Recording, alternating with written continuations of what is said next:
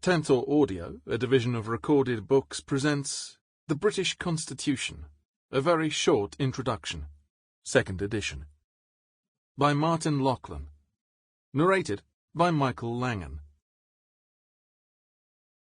Preface. The purpose of this book is to explain the workings of the British Constitution by setting it in a broad historical context. Written over a decade ago, it was anticipated that it might stand the test of time. Subsequent events, however, have raised more profound questions of constitutional significance than during any other decade since the First World War. A new edition, considering these developments, seems necessary. The book was initially written during the early phase of the 2010-15 Conservative Liberal Democrat coalition government, whose joint Programme for Government opened with the dramatic statement, "The government believes that our political system is broken." After promising a series of ambitious constitutional reforms, the achievements of the coalition government fell considerably short of expectation. There was no reform of the voting system, no equalisation of constituencies, no reform of the House of Lords, and no reform or repeal of the Human Rights Act. The Prime Minister's discretionary power to dissolve Parliament had been curbed by the Fixed Terms Parliament Act 2011, though it was not self-evident that this measure, designed to protect the junior partner, would improve the system of government. In 2019, it contributed to a breakdown in parliamentary arrangements and has since been repealed. The most significant innovation was to recognise the value of holding a referendum before proceeding with major reform, although in the event its most dramatic usage, the independence referendum held in Scotland in 2014, had been initiated by the Scottish Government and only reluctantly conceded by the coalition government. When the Conservatives were returned in 2015 with an overall majority, however, they quickly employed a referendum to gauge popular support for continued membership of the European Union. And it is the shock result of that exercise that initiated an unprecedented period of constitutional unsettlement that continues to reverberate today. Implementation of the Brexit referendum result caused a major upheaval in Britain's system of parliamentary government. This has been reflected in the breakdown of many conventions of constitutional government and a renewed pressure to convert informal practices into formal rules. But the depth of this unsettlement can also be measured by the fact that, despite continuous Conservative rule since 2015, the UK has had 4 different Prime Ministers, only one of whom took office by winning a general election, and, other than the present, 2023, incumbent, none of whom has been removed by defeat in a general election. In these unsettled conditions, it seemed as if the only thing holding together the United Kingdom of Great Britain and Northern Ireland was the continuing dignified presence of Queen Elizabeth II. Her death in September 2022, after 70 years on the throne, now signifies the passing of an era that, from a constitutional perspective, has marked the progressive decline in governmental authority. But the future is not my subject. The purpose of this new edition is to bring the story of Britain's constitutional development up to date. In completing it, I am indebted to Pravar Petkar for research assistance and to Chris Foley for having helped to make it more readable. Chapter 1. The Existential Question. Is there a British Constitution? Once extolled as a standing wonder, the British Constitution today evokes bewilderment and even derision. Many now find the idea of a constitution that has grown organically simply puzzling. A century ago, the historian Sidney Lowe claimed that we live under a system of tacit understandings, though these are not always understood. Today, the problem is not confined to grasping the meaning of these tacit constitutional understandings. The question is whether they still exist. The British clearly have a system of government, a set of rules regulating the exercise of political power. But the idea of a constitution connotes something more. It suggests that institutions of government are infused with values and modes of conduct that fix the meaning of those rules and express a distinct way of organizing political life. Do such values and practices still exist? Do they still command authority? It is in this deeper sense that we ask whether there is still such a thing as a British Constitution. There is every reason to answer that question affirmatively, not least because this book would otherwise rank as the shortest of all very short introductions. But the evidence of the last 5 decades is not reassuring. Since the 1970s, from across the political spectrum, there has been growing dissatisfaction with constitutional arrangements. Consider Lord Hailsham's celebrated 1976 Dimbleby lecture on elective dictatorship. Opening with the paradox that government had never before possessed so much power and commanded so little respect, he noted that there was scarcely an institution of government that did not come in for serious criticism. For Hailsham, this was because these institutions were no longer performing their constitutional role of providing a balance. The monarchy had been reduced to an entirely ceremonial function. The House of Lords no longer acted as a restraining influence, and political conduct was determined by party political interest rather than any sense of constitutionally appropriate behavior. Customary constitutional restraints were no longer working, and traditions of civility from which these constitutional values have evolved were losing authority. The only solution, Hailsham concluded, was to devise an entirely new constitution, which, like all new constitutions, must be written down and defined by law. Hailsham was hardly a radical. Son of a viscount, educated at Eton and Oxford, after practising at the bar, he had a successful career as a Conservative MP and minister. And once the Conservatives were returned to office in 1979, Hailsham, now Lord Chancellor, quietly shelved his proposal. Restructuring government became more important than reforming the Constitution. Hailsham's theme was quickly taken up by a breakaway Labour group, who, in 1981, founded a new party.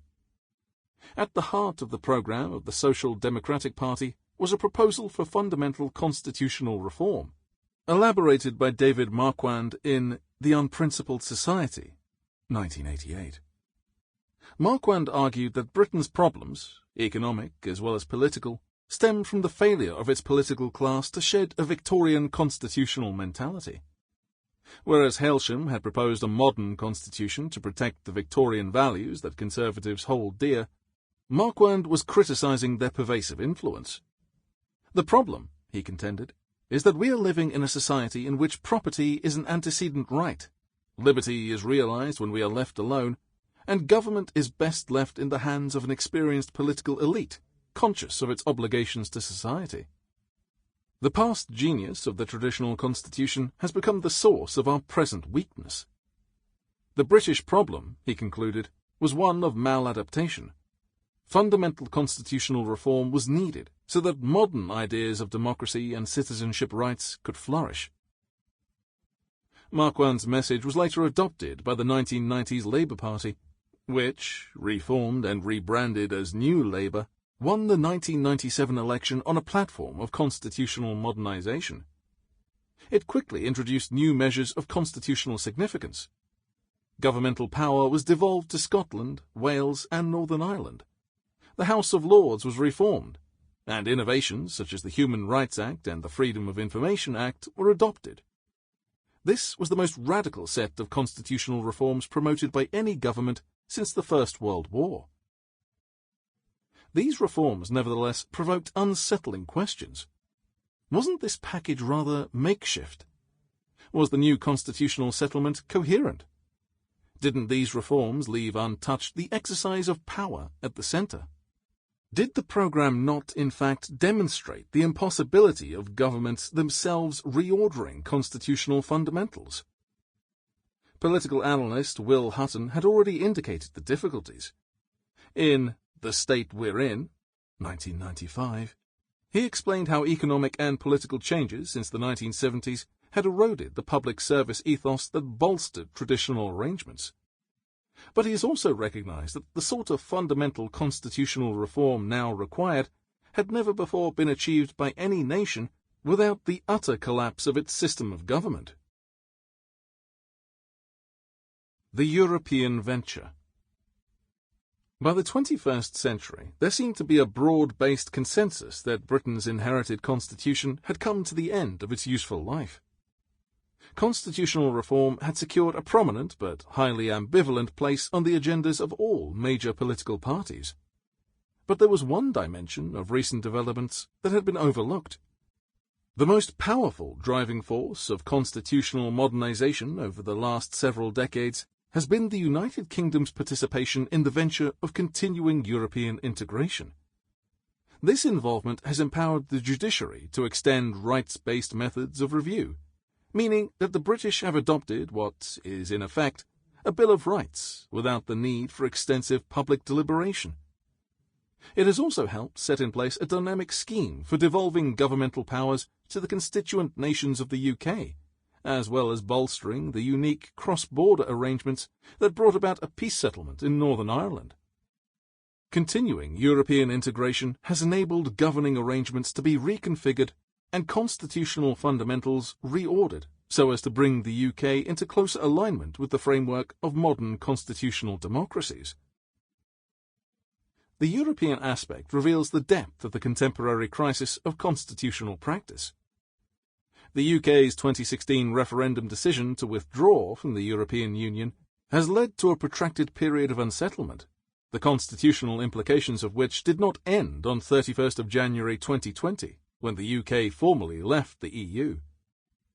These broad-reaching repercussions flow from the fact that European integration has been fostered not only by membership of the EU, but also by adherence, through membership of the Council of Europe, to the European Convention on Human Rights.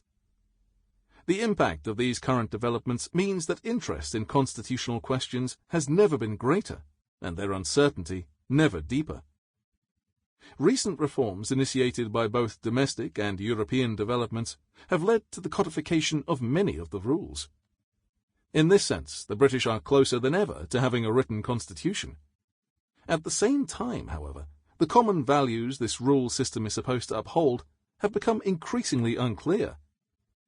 It is in this sense that the existential question, does Britain possess a constitution, remains real. One important initial task must be to consider how the present predicament was reached. This book, therefore, begins by outlining the basic features of the traditional constitution and explaining how it survived into the modern world. Why, when all other nations were adopting formal documentary statements of their constitutional arrangements, did the British maintain these traditional arrangements? In later chapters, I examine the tensions that emerge in trying to operate in a world of modern government with a heritage of traditional constitutional forms, and consider how scholars have addressed the challenge of writing about the unwritten constitution.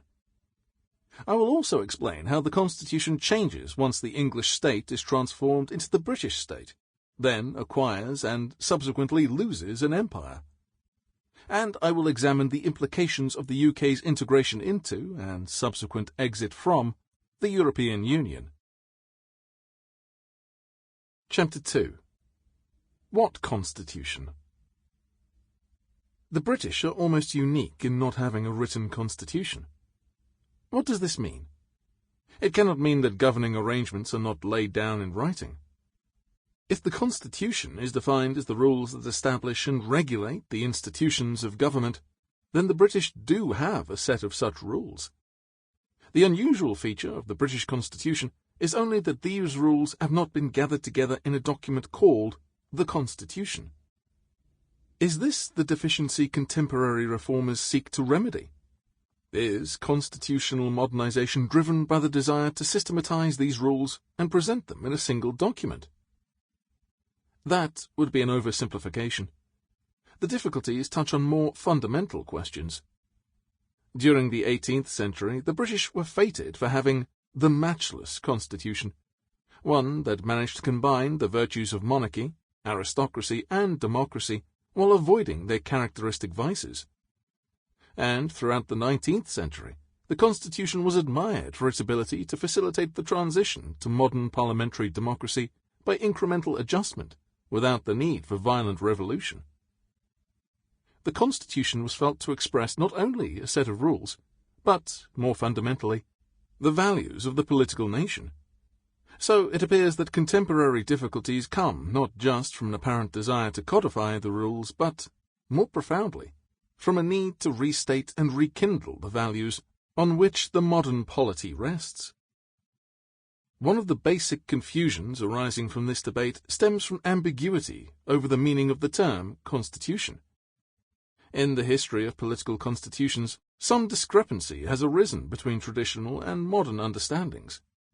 Since the British have a historic, customary, evolutionary, i.e. traditional, constitution, we should begin by considering this distinction.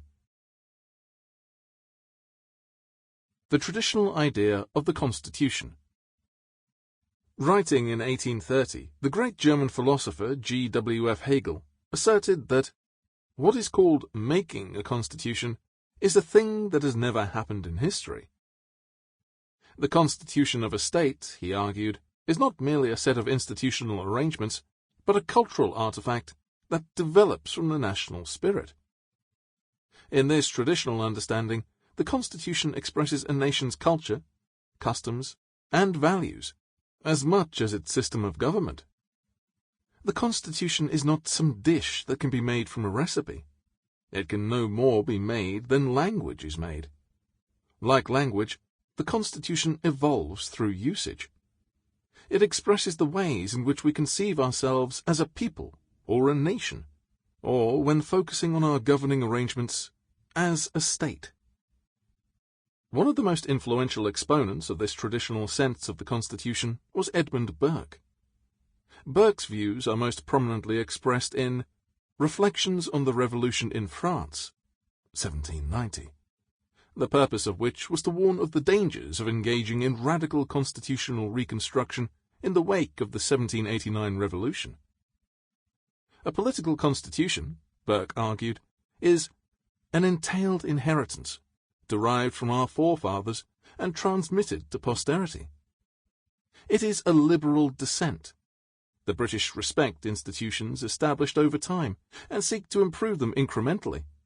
But, if not entirely obsolete, they also seek to retain them. Only through such prudent and incremental reform can constitution work within the grain of social and political development and become a living reality. Burke's point is that when constitution-making is reduced to a rationalist exercise in construction, all the pleasing illusions which made power gentle and obedience liberal are dissolved. If ancient opinions and rules of life are taken away, the loss is inestimable.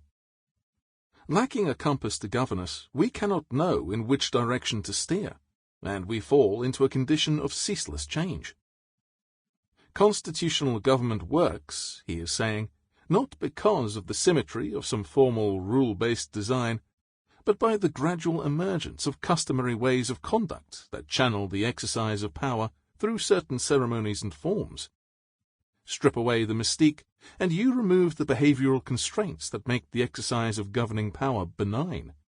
Remove the sacred from the constitutional, and the whole chain and continuity of the Commonwealth is broken. Treat the state as a mechanism that can be made and remade in accordance with the floating fancies or fashions, and the very basis of political authority is lost. For Burke, the task of maintaining the Constitution requires a grasp of human nature and human necessities, together with knowledge of what facilitates or obstructs the various ends pursued by governing institutions. This practical art draws on the experience of a governing elite, acquired through traditions handed down over many generations. It is not a task to be derived from some philosophical template. The Constitution is a partnership, not only between those who are living, but between those who are living, those who are dead, and those who are to be born. Indeed, in this traditional understanding, the better the Constitution, the fewer the written constitutional laws, since laws only reinforce a mode of conduct that has not been fully absorbed in the manners, traditions, and practices of a people. The modern idea of the Constitution. Some might say that Hegel was wrong about making constitutions. During the summer of 1787, delegates from the 13 American states had met in Philadelphia to draft a new federal constitution for the United States. After the lapse of 6,000 years since the creation of the world, wrote James Wilson, America now presents the first instance of a people assembled to weigh deliberately and calmly, to decide leisurely and peaceably upon the form of government by which they will bind themselves and their posterity. The U.S. Constitution was the world's first modern written constitution. Its adoption opened a new era in constitutional development. Thereafter, at certain critical points in their history, nations began adopting written constitutions. The founders of the modern American Republic were conscious of making a new type of constitution.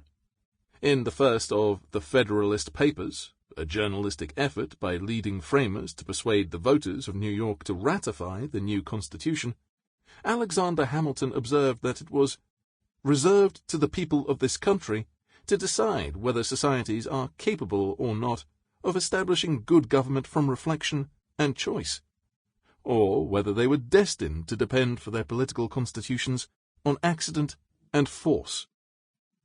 In place of the idea that the traditional constitution expressed a nation's traditions and ethical practices, Hamilton was arguing that it rested on vagaries of accident and force, on power interests rather than cultural commitments. Contrary to Burke's claim that the Constitution was an inheritance, a set of practices consecrated by custom and received by a people, Hamilton maintained it was an instrument by which the people, after reasoned debate, agreed the terms on which they are governed. Thomas Paine immediately recognized the revolutionary nature of this shift. "It is not sufficient that we adopt the word," he declaimed. "We must fix also a standard specification to it." In his Rights of Man of 1791, Paine provided the first clear statement of the modern idea of a constitution, stressing 4 key features. 1. The Constitution must have a real rather than virtual existence. It is a thing, and specifically, a document. 2. The Constitution is a thing antecedent to a government. Since it establishes the government, the Constitution cannot be made by government, but only by the people. 3. The Constitution must specify all the powers and duties of the government. It must be comprehensive. 4. The Constitution has the status of fundamental law. Being the law of lawmaking, the Constitution is a higher form of law. Since this body of constitutional law is not made by the governing institutions but by the people to establish those institutions, governments and legislatures have no authority to alter constitutional law. This modern concept of a constitution has since been adopted across the world. Nearly 200 nation-states, along with many sub-national units, provinces, states, etc., in federal regimes, now have written constitutions of the modern type, documents that define and limit the powers of the institutions of government and which take effect as fundamental law. Traditional versus modern. Modern constitutions possess varying degrees of authority. It would be wrong to take the U.S. Constitution as the epitome of the modern concept. Drafted in 1787, since 1791, when the first 10 amendments were attached as the Bill of Rights, it has been amended only 17 times and is now regarded as set in stone. By contrast, the French have adopted at least 12 different constitutions since their revolution of 1789 and have experienced dictatorship, monarchy, and 5 republics. The French experience is more typical. Only a handful of national constitutions predate the Second World War, and most of the current constitutions have been newly adopted, or fundamentally amended, since 1989. This variable experience should caution against any assumption that the modern constitution has altogether replaced the traditional idea. Standards for governmental decision-making laid down in written constitutions express ideal aspirations, but often tell us little about the way power is exercised. Indeed, the Constitution might simply be a facade that masks stark realities. But even if the norms laid down in the text are fully complied with, they only regulate the office of government. Behind the shadow lies the substance. Behind government lies the state itself, the way we conceive the political unity of a people. The essential point is that the traditional and modern concepts have different objects. The modern constitution has as its object the office of government, while the traditional concept has that of the state. The modern concept distinguishes between government and society, whereas the traditional concept suggests that the manners, cultures, and traditions of a people form the real constitution of the state. Experience indicates that the task of drafting a constitution of the modern type is not so difficult. Though coming in different styles, they tend to follow a common template. The US Constitution remains a model of concision. The first article establishes a national bicameral legislature, the Congress. The second, a national executive, the President. The third, a national judicature, the Supreme Court. The fourth, the relationship with the states. The fifth, the amending procedure. The sixth, the treatment of public debt. And the seventh, and last, the procedure for ratification. But drafting and adopting such a constitution does not make it a living reality. That task lies ahead. The great challenge for a state adopting a new constitution is to ensure that its principles and values are embraced by its people. The challenge is to foster a political culture that upholds the standing of the constitution. The case of 20th century Germany is instructive. The social democratic Weimar Constitution of 1919 failed because, in the fraught circumstances of defeat in the First World War and the removal of the monarchy, many political parties did not accept the authority of the new constitution. One of the great achievements of the German people since the Second World War, by contrast, has been to live up to the values and procedures of a federal constitution that was effectively imposed on them by the Allies. Modern constitutions serve both instrumental and symbolic purposes. As instruments of government, they establish the procedures of public decision-making. As symbolic documents, they provide a symbol of unity and identity. In their instrumental role, they are geared to the future, but in their symbolic function, they draw on the past, on heroic stories about the vicissitudes of a virtuous people. These mere scraps of paper are transformed into authoritative, almost sacred texts, only if both aspects are aligned. This suggests that the Constitution can fully realize its ambition only when it functions in harmony with the customs of the people. The Constitution of the office of government, the modern idea, must be consonant with that of the Constitution of the state, the traditional idea. The traditional Constitution is invariably less precise with respect to instrumental guidance. After all, it generally draws on custom and practice rather than formally promulgated rules. But these evolving practices reflect changes in the political culture of the nation, which can radically alter the character of formal constitutional settlements. In this sense, the real Constitution of the United States, the way in which power is today legitimately exercised in practice, might be just as unwritten as that of the United Kingdom. Why doesn't Britain have a modern constitution? Since the modern concept is now so prevalent, it is widely assumed that, adhering to the traditional type, the British do not even have a constitution. This view was even being openly expressed in the 19th century. In England, the constitution may change continually, noted Tocqueville in 1835, and it therefore does not in reality exist. Why is this? The modern constitution is the product of the Enlightenment, a movement that flourished throughout Europe in the mid to late 18th century. Sometimes called the Age of Reason, the Enlightenment expressed a secular, scientific, rationalist spirit and left its mark on the arts, the sciences, religion, and politics. It also left its imprint, especially in its aspiration of freedom from arbitrary power, on both the American and French revolutions. Since the late 18th century, Modern constitutions have been adopted by many nations. Sample complete. Ready to continue?